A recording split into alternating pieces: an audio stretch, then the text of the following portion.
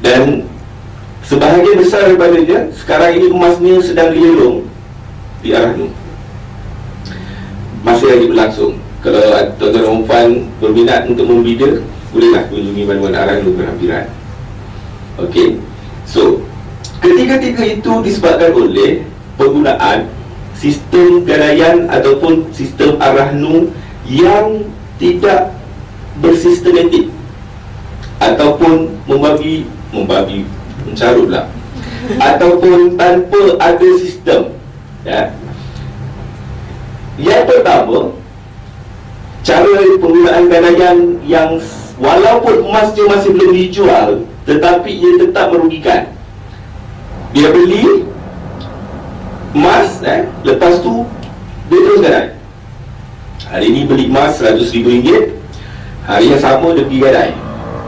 Okey, katalah dapat 65%. So dia dapat cash RM65,000. Hari yang sama RM65,000 gunakan beli emas semula.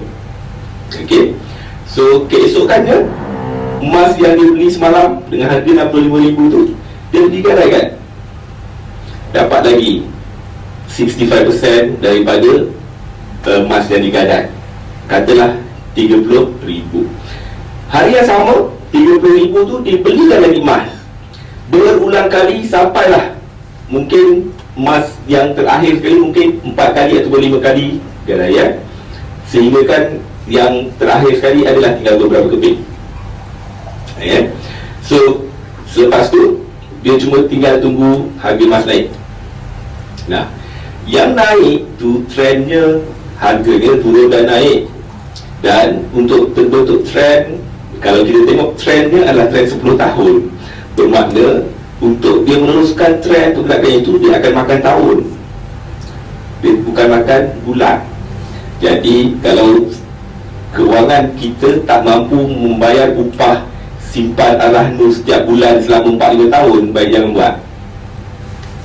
Okey, maknanya dia belum untung, harga emas belum tentu naik, boleh jadi turun, tapi setiap bulan dia dah pasti kena bayar upah. Sama ada harga naik ataupun tidak, selepas itu rugi untuk membayar upah tu dah confirm. Untung belum tahu, rugi dah pasti. Itu yang saya namakan risiko tinggi, keuntungan kecil. Itu high risk low return. Kalau high risk high return is okay, wajar. High risk low return tak wajar. Okay.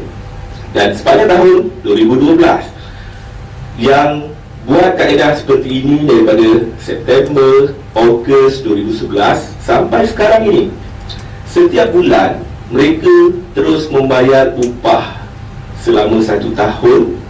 Dalam masa sama, keuntungan daripada kenaikan harga emas masih belum dirasai, kerana emas ni masih belum boleh dijual dengan keuntungan.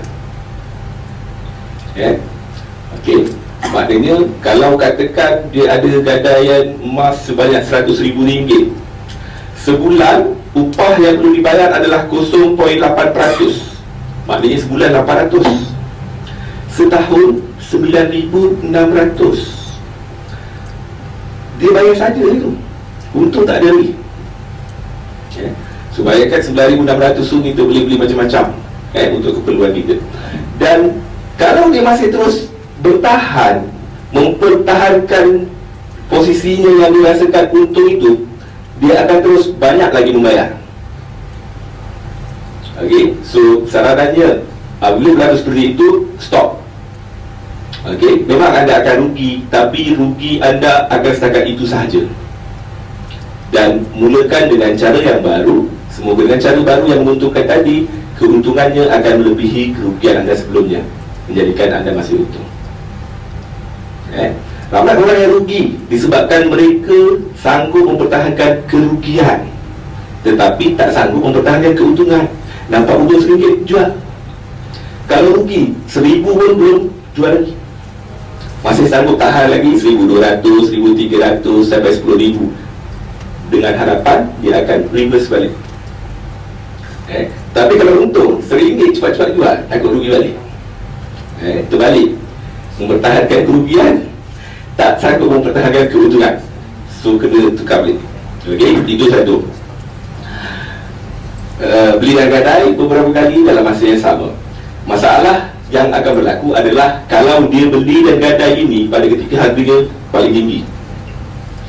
Kalau dia beli dan gadai pada ketika harganya paling rendah, it's okay, memang dia akan sangat untung. Tapi siapa yang tahu? Okey. Yang kedua, kalau anda membeli emas, mereka yang membeli dengan cara bayaran secara dia panggil 65-35%. Kalau sebelum ni 70-30%. Tapi terms ini dah tak digunakan sekarang. Ini terms konvensional yang tahun-tahun lepas. Yang sekarang ini terms yang digunakan adalah membeli emas atau pelaburan emas secara Islamik, menggunakan banyak gadaian Islam, cara Islam, kaedah Islamik dan sebagainya yang menggunakan nama Islamik hanya kerana urusannya dilakukan di arah itu. Ya. Jadi tuan-tuan dan puan, jangan terpedaya lah. Okey, kerana ini adalah salah satu cara yang popular yang digunakan adalah katakan anda ada RM10,000, ya. So dengan RM10,000 anda boleh membeli emas. Katakan anda nak membeli emas 100 gram, ya, sepatutnya anda perlu bayar RM20,000. Okey. Tapi dengan kaedah ini anda tak perlu bayar RM20,000. Anda cuma perlu bayar sebanyak 35% daripada amount itu. Maknanya cuma perlu bayar RM7,000. Okey, bayar RM7,000. Jadi bila anda tuju nak beli, anda akan berjumpa dengan penjual tadi itu dekat arah nu. Dia datang bawa emas 100 gram, anda datang bawa duit RM7,000. Kemudian anda dan penjual tadi akan masuk ke dalam bilik arah nu. Emas 100 gram yang anda nak beli tadi akan digadaikan atas nama pembeli. Okey, maknanya bila emas tu digadaikan, akan dapat cash 65% lah daripada gadaian tadi. So cash itu akan diambil oleh pembeli tadi, dan bakinya 35% lagi anda perlu bayar dengan wang RM7,000 tadi. Jadi bahagian si pembeli selesai, dia dapat full payment, 65% daripada Aranu, 35% daripada kita. Bahagian kita yang tak selesai lagi, sebab emas tu ada dalam gadaian. Setiap bulan kita perlu bayar upah simpanannya, dan dalam masa sama kita juga perlu bayar semula pokoknya ataupun sebanyak 65% ni tadi. Okey, sehinggalah emas tu berjaya ditebus. Tapi yang banyak diajarkan, tak payah tebus, tak payah bimbang bayar. Nanti bila harga emas naik, buat overlapping. Oh, ya, boleh buat overlapping, tak payah bayar tebus. Saya ada value lagi duit ni, tambah lagi 2 keping. Okey, tambahlah lagi, jadi elok-elok 100 gram jadi 300 gram.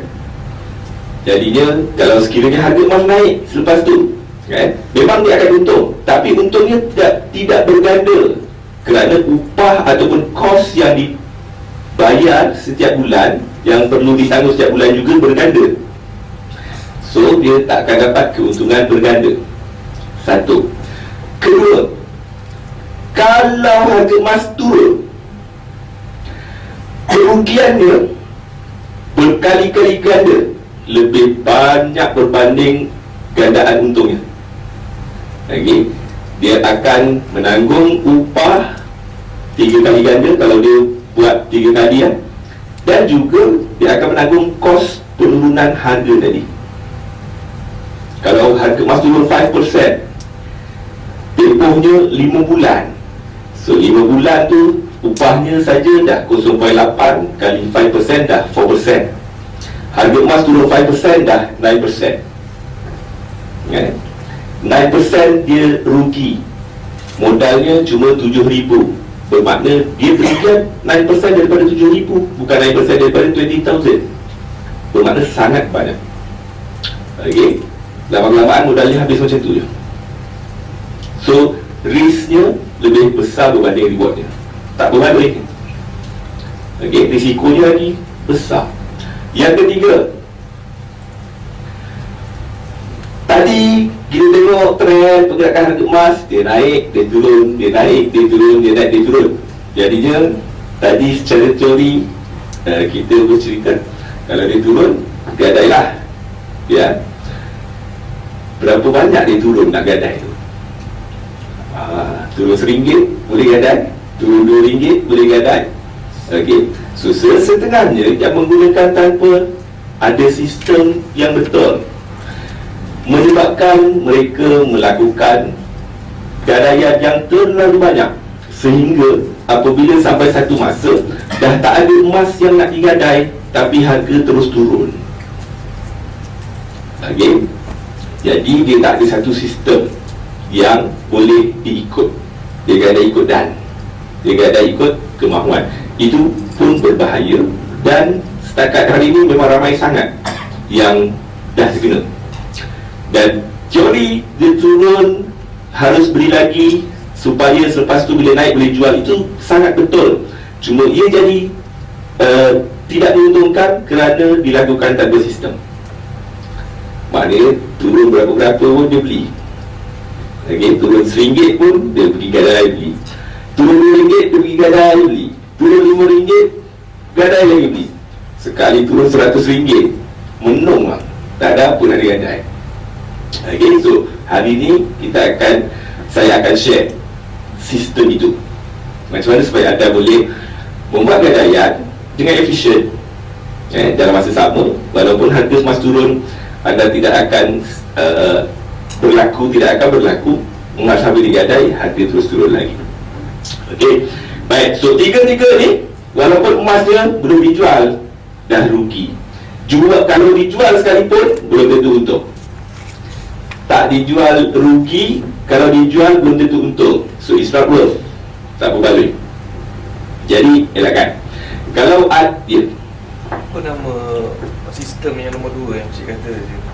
Okey, dia banyak nama, tapi baru-baru ni dia banyak menggunakan nama Islamik. Cik bagi nama company yang praktis. Oh, banyak sangat. Sometimes ada yang personally pun ada. One of the pioneer, Serambi Emas lah. Saya one of the pioneer. Saya tak nak sebut any company. Tak apalah Cik, sebut orang senang. So, tapi tengok modus operandi lah tahu. Sebab banyak sangat. Even personally pun ada juga yang buat macam tu. Dia secara persendirian, dia beli emas pada orang, ataupun ada emas yang dilelong, dia tebus. So dia ulang lakukan kaedah yang sama kepada mangsa-mangsa baru. Dan bunyi-bunyi Islamik ni sangat menarik perhatian. Bila pula kena pula time tengah Jabatan Mufti cerita pasal hukum bulan-bulan emas dari sudut syarat dan sebagainya, jadi nama-nama Islamik ni sangat laku. Tak tahu sebenarnya itu digunakan untuk memancing, walhal keuntungannya belum tentu. Dan biasanya harga yang mereka jual, emas yang mereka jual menggunakan kaedah ini, harganya bukan harga sebenar emas di pasaran antarabangsa. Biasanya ia dijual dengan harga premium yang jauh lebih tinggi. Justru walaupun waktu kita beli tadi harga emas tengah turun, tapi kita tidak membayar dengan harga yang murah. Kita tetap membayar dengan harga yang mahal kerana dia dah markup siap-siap. Dia dah markup, katalah markup 20%. Jadi kalau harga emas naik 10% pun, kita masih minus 10%. Itu. So banyak. Dan ada beberapa kali beritahulah dengan cara yang sama, beritahu pada saya kaedah pelaburan mereka. So saya cuba nasihat, tapi mungkin mereka nak tengok dulu kesannya. Jadi itu bagus untuk pengajaran. Dan memang saya rasa memang sangat ramai kerugian, sangat ramai.